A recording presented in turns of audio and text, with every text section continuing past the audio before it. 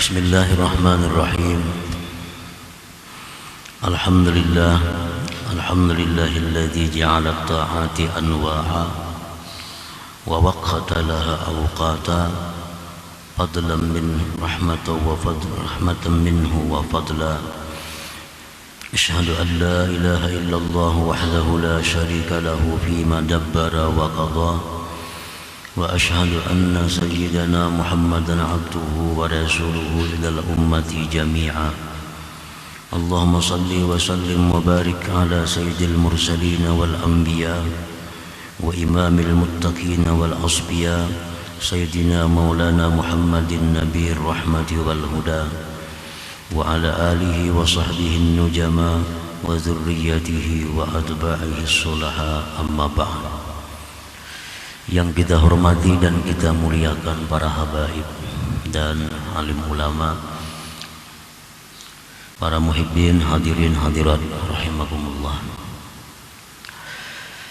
Pertama-tama kita panjatkan syukur yang setinggi-tingginya kehadirat Allah Subhanahu wa taala, yang mana dengan taufik dan hidayah serta inayahnya kita malam ini kembali bertemu, berkumpul di majelis yang penuh dengan berkah dan rahmat ini. Salawat dan salam keharibaan junjungan kita, kekasih Allah Nabi besar Muhammad sallallahu alaihi wasallam, dan seluruh keluarga, sahabat dan zuriat serta pengikut beliau sampai hari akhir nanti. Para muhibbin rahimakumullah, Al-hikmatul khamisata asyarata ba'dal mi'ah minal hikamil ataiyah. Qala al-imam Ahmad ibn Athaillah Sakandari rahimahullah wa nafa'ana bi ulumihi wa asrari. Hikmah yang ke-115 dari Al-Hikam, berkata pengarang Imam Ahmad bin Athaillah As-Sakandari rahimahullah, lamma alimal haqqu minka wujudal malal lawana lakat ta'at wa alima ma fika min wujudis syawahi fahajaraha alaika fi ba'dil awqat liyakuna hammuka iqamatas salah la wujudas salah fama kullu musallin mukim, yang artinya sungguh telah mengetahui Allah Subhanahu wa ta'ala daripada engkau akan adanya sifat bosan, sifat malas.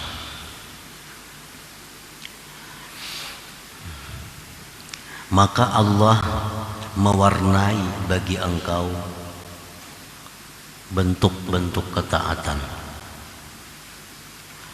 dan Allah mengetahui sesuatu yang ada pada diri engkau daripada adanya kenapsuan. Maka dia cegah itu taat atas engkau pada sebahagian waktu, supaya adalah yang engkau pentingkan itu mendirikan salat, bukan hanya sekedar adanya salat. Maka tidaklah tiap-tiap orang yang sembahyang, maka tidaklah tiap-tiap orang yang salat mukim bisa mendirikan salat itu. Nah, itulah makna dari hikmah yang ke-115 ini. Ni'matani azimatani an'amallahu bihima ala abdih. Ada dua nikmat yang besar yang Allah berikan, dua nikmat itu atas hambanya, atas kita semua. Nikmat yang besar itu yang pertama adalah al-ula tanwi'ut ta'at.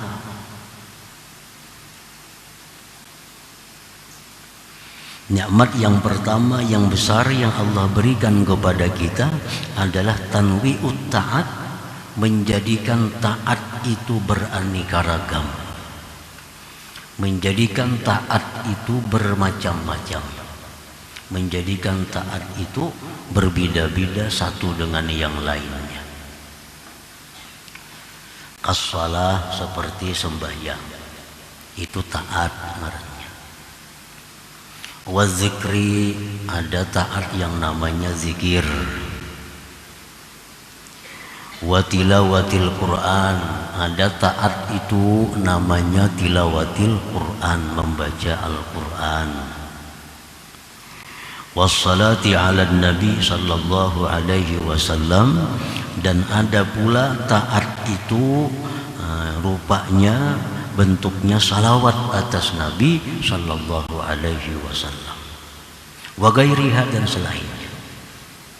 Jadi itu merupakan nikmat yang besar Allah berikan kepada kita, bahwa taat itu bermacam-macam. Liyastakhiffaha wa yastahliha, supaya kita ini menjadi ringan, supaya kita ini menjadi manis melakukan taat itu. Ditanakulin, dengan berpindah min ta'atin ila ta'atin, dari satu taat kepada taat yang lain. Nah, kita baca zikir, kayaknya kita baca pulang salawat, nah berpindah, baca lagi tasbih. Lalu kita semakin inting, dan ada rasa kenikmatan dalam perpindahan dari satu taat kepada taat yang lain itu. Nah, itu nikmat Allah yang mungkin belum pernah kita ketahui bahwa itu nikmat, dan belum kita syukuri nikmat itu.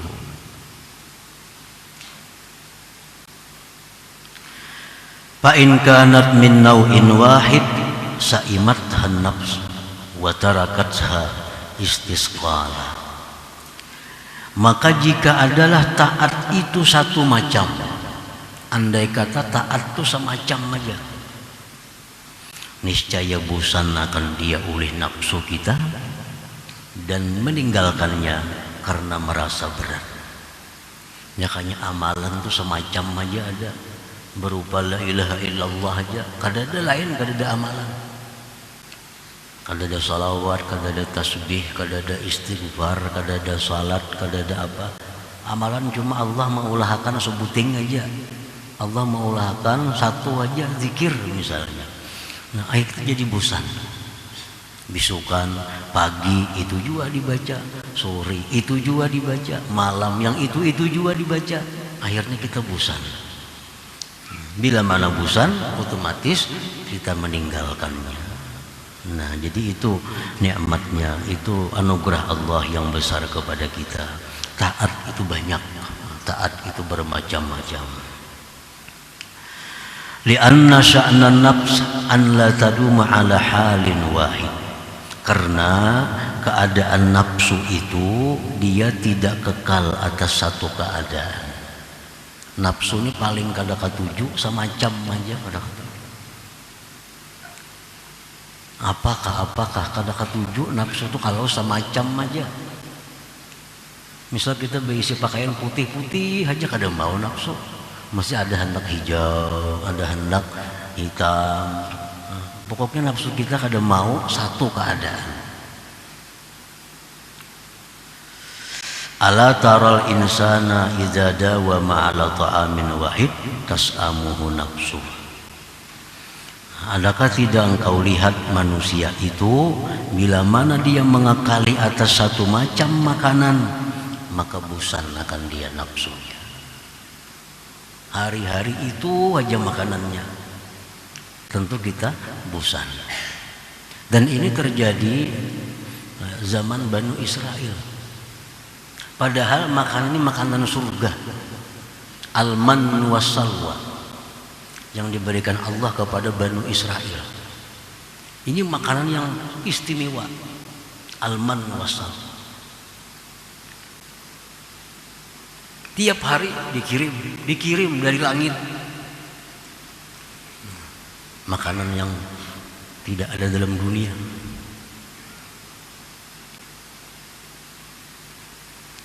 berbulan-bulan, bertahun-tahun makan itu. Bani Israel busan, hendak minta makanan sayur, makanan hina, makanan rendah, sayur minta, bayam, kangkung diminta, karena sudah bosan dengan satu macam makanan. Nah demikian halnya ibadah, demikian pula taat. Kalau itu hanya semacam membuat bosan. Nah para muhibbin rahimakumullah, qala ba'duhum tanwi'ut ta'at li thalathati awjuhin. Taat itu dijadikan berbagai macam bentuknya karena tiga keadaan. Yang pertama, liyastariha min nau'in ila nau', agar seseorang itu menjadi lapang dari satu ke satu yang lain. Coba aja kita membaca ratib. Ratib itu senang dibaca karena berpindah-pindah, dari istighfar pindah ke salawat, pindah ke subhanallah bihamdi, subhanallah walhamdulillah wala ilaha illallah wallahu akbar, pindah lagi wala haula wala quwata, berpindah-pindah. Jadi ratib itu jadi rasa inting dibaca. Yang pertama itu taat tadi bermacam-macam. Yang pertama supaya kita lapang.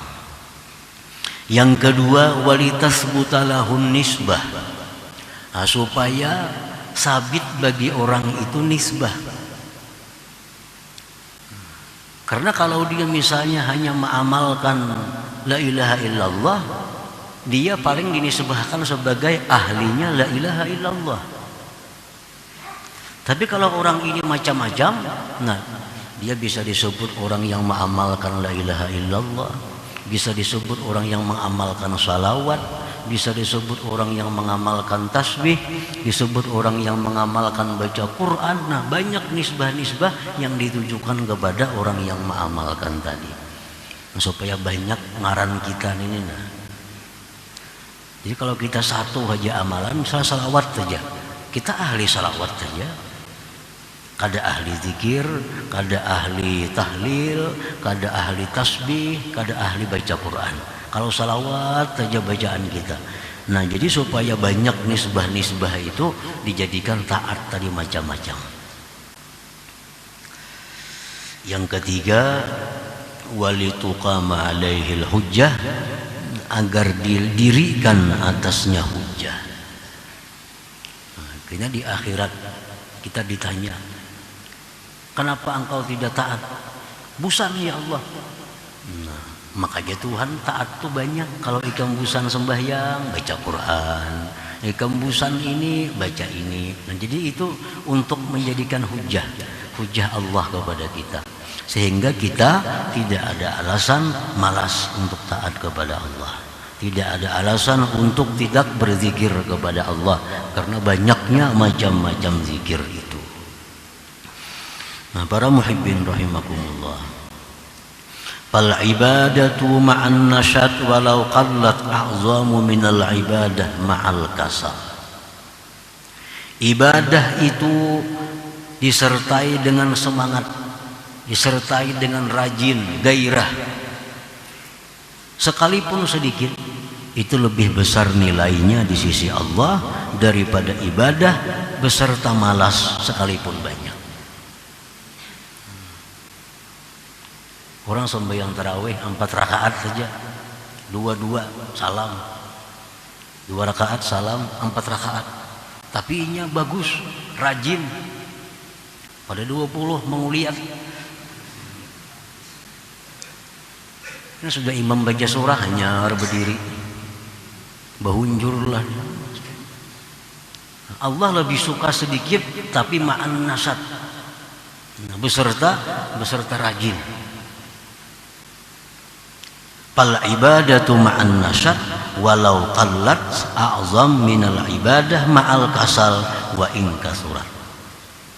Nah, ibadah itu rajin, sekalipun sedikit bilangannya, itu lebih besar nilainya daripada ibadah yang disertai dengan malas sekalipun banyak hitungannya.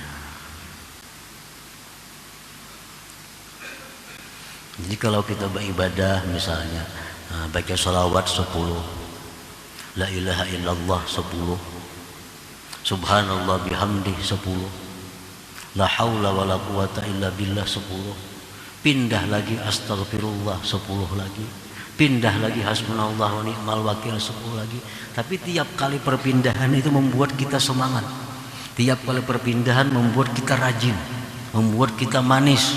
Itu lebih baik daripada kita membaca la ilaha illallah 100 kali tapi disertai dengan adanya malas itu. Disertai dengan adanya bosan itu. Li'anna al-ibrata laysat bi kasratil his wa innamal ibratu bi wujudil ma'na. Karena yang dipandang itu bukannya banyaknya kenyataannya, bukan banyak bilangannya, bukan banyak hitungannya, tetapi yang dipandang itu adalah adanya maknanya. Jadi Allah memandang ibadah itu kualitasnya, memandang kualitasnya, bukan yang dipandang banyaknya. Orang yang bersedekah misal 1 juta tapi kualitasnya bercampur dengan riya. Allah lebih suka orang beribadah bersedekah 100.000 tapi dengan murni karena Allah. Allah kada pandang jumlah rupiahnya, tapi yang dipandang Allah kualitas itu. Nah, sama halnya dengan bacaan-bacaan tadi. Kalaunya banyak rajin itu lebih disukai Allah lagi. Banyak tapi kada berubah rajinnya, kada berubah semangatnya, bahkan makin banyak makin semangat, nah itu paling disukai Allah. Yang jadi pilihan ini jikalau banyak tapi malas, nah lebih baik sedikit tapi semangatnya ada. Nah, para muhibbin rahimakumullah, jadi itu nikmat yang pertama yang besar yang diberikan Allah Subhanahu wa ta'ala kepada kita.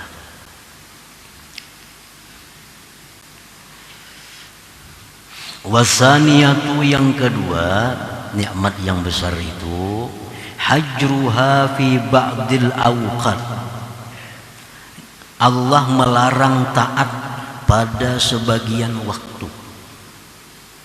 Ada taat-taat tertentu yang dilarang Allah melakukannya pada waktu-waktu tertentu. Fa innal fara'idha yamtani'u fi'luha fi ghairi awqatihal mahdudah. Bahwa sembahyang-sembahyang fardu itu tertegah melakukannya, dilarang melakukannya pada bukan waktu yang ditentukan. Sembahyang fardu subuh cuma ada berapa waktunya? Misalnya dari mulai jam 5 kurang 15 menit sampai jam 6. Itu aja waktu yang boleh kita melakukan subuh. Berdahulu kada boleh, walaupun kita kehendakan, kerajinan, kada kawa. Kada kawa. Allah melarang. Puasa Ramadan contohnya, cuma 1 bulan. 1 bulan. Di luar pada bulan itu Allah melarang kita puasa Ramadan kecuali membayar qadaan. Wan nawafilu yamtani'u fi'luha bi waqtil karahah.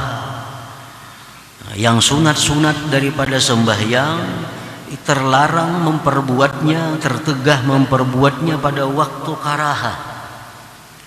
Nah, pada waktu istiwa Allah melarang kita sembahyang. Pada waktu tenggelam matahari Allah melarang kita sembahyang. Pada waktu antara asar sampai maghrib Allah melarang kita sembahyang sunat, kecuali sunat-sunat tertentu yang dibolehkan. Nah, Allah melarang ini itu merupakan nikmatnya kepada kita, nikmatnya kepada kita. Tujuannya apa? Li'alla yahsula minka syarahun, agar tidak ada daripada engkau itu kenapsuan. Kenapsuan. Fayajurruka ila taksir, kalau kita beribadah itu kenapsuan, itu membawa kepada kekurangan. Nantinya kurang jadinya. Terlalu bersemangat. Nah, apa aja bila terlalu bersemangat itu kada menuntung. Apa aja yang bila kenapsuan itu kada menuntung. Kenapsuan. Orang kenapsuan hendak memakan. Nukar makanan ini, nukar makanan ini, makannya kada samuan, kada habis tuh, kada menuntung, kada nafsunya maka. Nah, sama orang kan nafsuan nak sembahyang, kada tahu waktu makruh sembahyang, kada tahu waktu haram sembahyang, paling lawas setahun bisa kada bersembayangan lagi nya. Paling lawas setahun, karena apa? Karena busan. Jadi Allah Subhanahu wa ta'ala dengan rahmatnya, dengan anugerahnya, Allah jadikan sembahyang itu ada waktu-waktu tertentu, di mana kita disuruh, di mana kita dibenci, di mana kita dilarang untuk melakukannya. Fayajurruka ila taksir awit tarki min awit tarki fiha, itu membawa, menarik kepada engkau kepada taksir, atau meninggalkan pada sembahyang itu, pada taat itu.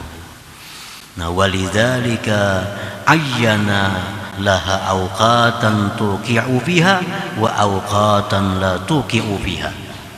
Oleh karena demikian Allah menentukan bagi taat itu waktu-waktunya, yang kau jatuhkan taat pada waktu itu, dan waktu-waktu yang tidak boleh kau jatuhkan taat pada waktu itu. Nah, ini nikmat yang kedua yang diberikan Allah Subhanahu wa ta'ala kepada kita. Nah, para muhibbin rahimakumullah, jadi cucuk artinya apa yang difirmankan Allah, wa in ta'uddu ni'matallah la tuhsuha. Jika engkau mau menghitung nikmat Allah, kada bisa menghinggai. Kita ini kenal cuma nikmat itu makanan, nikmat itu duit, nikmat itu hal-hal yang sifatnya demikian.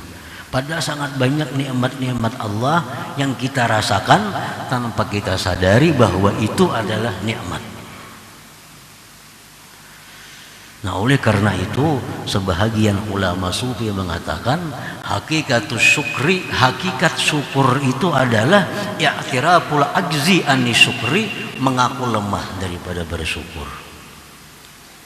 Nah, hakikat syukur itu adalah mengakui lemah, kada mampu bersyukur.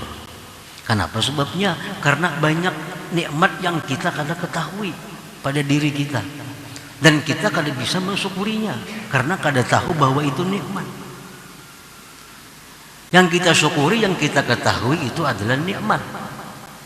Padahal banyak nikmat yang kita tidak mengetahui bahwa itu nikmat, lalu kita kada mensyukurinya.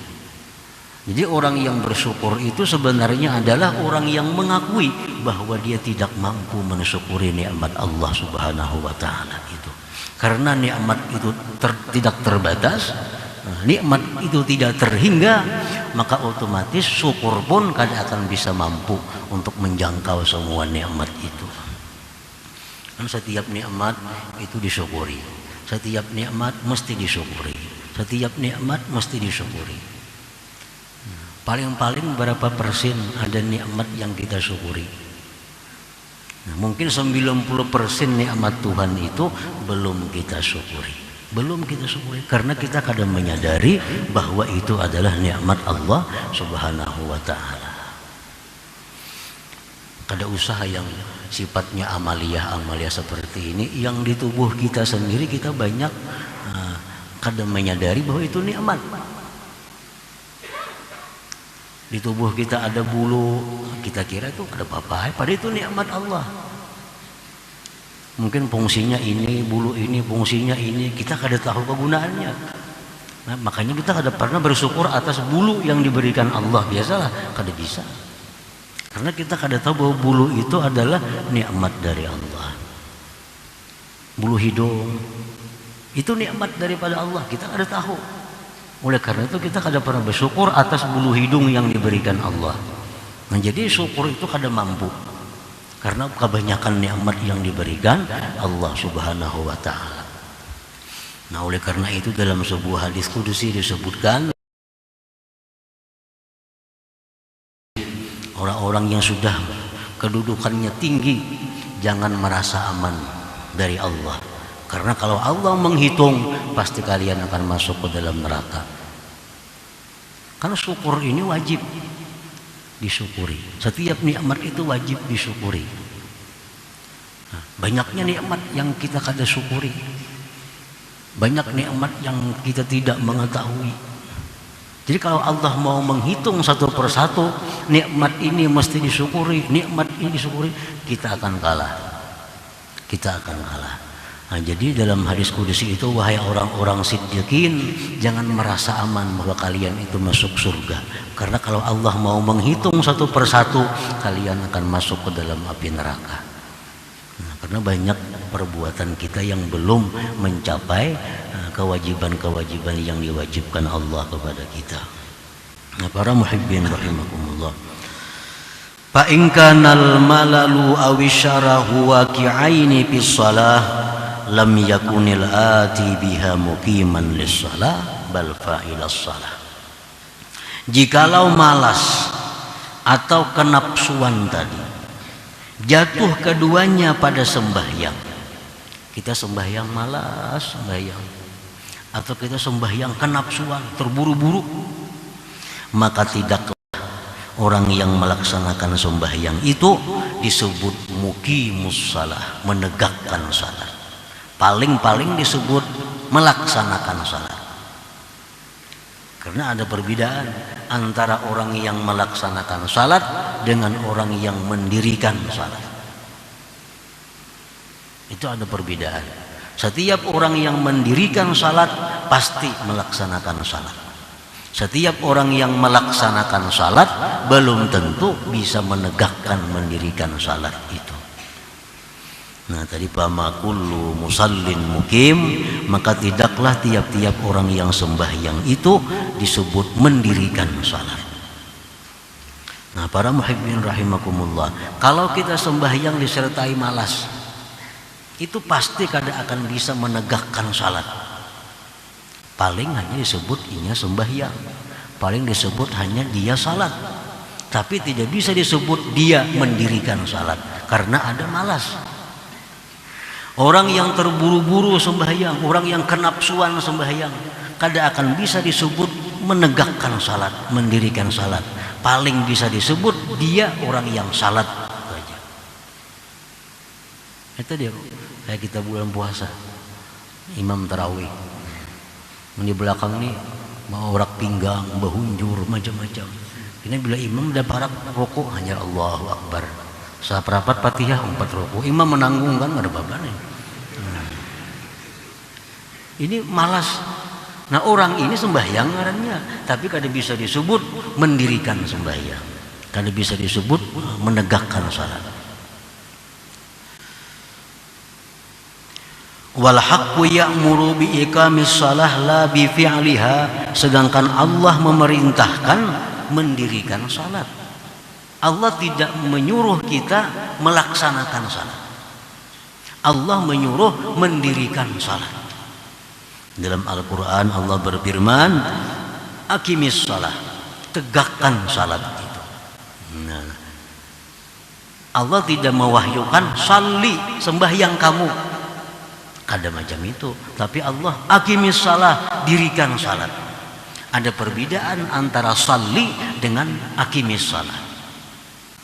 Kalau salli itu biasanya diancam oleh Allah. Fawailul lil musallin, celaka orang-orang yang sembahyang itu. Nah, kalau kita sembahyang aja kita masih dicela Allah, masih dikatakan celaka. Fawailul lil musallin. Oleh karena itu Allah tidak menyuruh kita sembahyang, tapi dirikan sembahyang, dirikan salat. Nah, kalau ada perasaan malas, ada perasaan bosan, ada kenapsuan, kita kada akan bisa mendirikan salat itu. Wa qala fi hikayatin an Ibrahim alaihi salam, Allah berfirman dalam Al-Qur'an menceritakan Nabi Ibrahim. Nabi Ibrahim dalam doa beliau kepada Allah, Rabbi ja'alni muqimas shalah. Rabbi ja'alni, ya Allah jadikanlah aku muqimas shalah, mendirikan salat. Jadikanlah aku orang yang menegakkan salat. Itu doa Nabi Ibrahim. Nabi Ibrahim tidak minta kepada Allah dengan permintaan Rabbi ja'alni, jadikanlah aku ya Allah musallian, orang sembahyang. Tidak demikian. Tapi Nabi Ibrahim minta kepada Allah, Rabbi ja'alni muqimas shalah. Nah, supaya kita bisa menegakkan sembahyang, salah satunya kada disertai dengan malas, kada disertai dengan keterburu-buruan atau kenapsuan tadi. Li'annal muqim huwallazi ra'a syara'itaha wa arkanaha wa sunanaha wa adabaha wa khusyu'aha. Karena yang disebut dengan mendirikan salat itu orang yang memelihara syarat-syarat sembahyang, orang yang memelihara rukun-rukun sembahyang, orang yang memelihara sunat-sunat sembahyang, orang yang memelihara adab-adab sembahyang. Adabnya lebih halus daripada sunat. Adab itu lebih halus. Orang yang sembahyang dengan pakaian yang kotor, kada najis, kada apa, cuma kotor. Misal ada bakas ludah, ada bakas ingus, itu kan kada najis tapi kotor. Orang sembahyang dengan pakaian itu sah sembahyangnya, tapi orang ini tidak beradab. Tidak beradab. Nah, orang seperti ini kada bisa disebut muqimas shalah, menegakkan salat. Paling ini disebut musallin, orang yang sembahyang. Wa khusyu'aha, dan menjaga kekhusyuan salat itu. Nah, jadi pengertian menegakkan salat itu artinya salatnya sudah pasti sah, karena syaratnya, rukunnya sudah sempurna, ditambah lagi dengan sunat-sunatnya, dengan adab-adabnya, terutama kekhusyuannya. Nah, untuk mencukupi hal-hal demikian tadi, kada akan bisa kalau disertai dengan malas, kada akan bisa disertai dengan kenapsuan, mesti dengan ketenangan, dengan nasyat, dengan kerajinan itu. Nah, oleh karena itu Allah tadi membikin taat itu bermacam-macam supaya kita jangan malas, jangan bosan. Karena kalau taat itu malas, kita kada akan bisa menegakkan taat, paling bisa memperbuatnya. Nah, demikian pula Allah menjadikan taat ini dilarang pada waktu ini, dimakruhkan pada waktu ini. Semua itu adalah agar kita semangat, agar kita rajin dalam melakukan taat itu, sehingga terjadilah apa yang disebut dengan iqam, melaksanakan dengan penuh kesempurnaannya. Nah, selanjutnya hikmah yang ke 116. Ila hadratin Nabi sallallahu alaihi wasallam. Al-Fatihah. Syaitanir rajim. Bismillahirrahmanirrahim. Iyyaka na'budu wa iyyaka nasta'in. Shiratal mustaqim.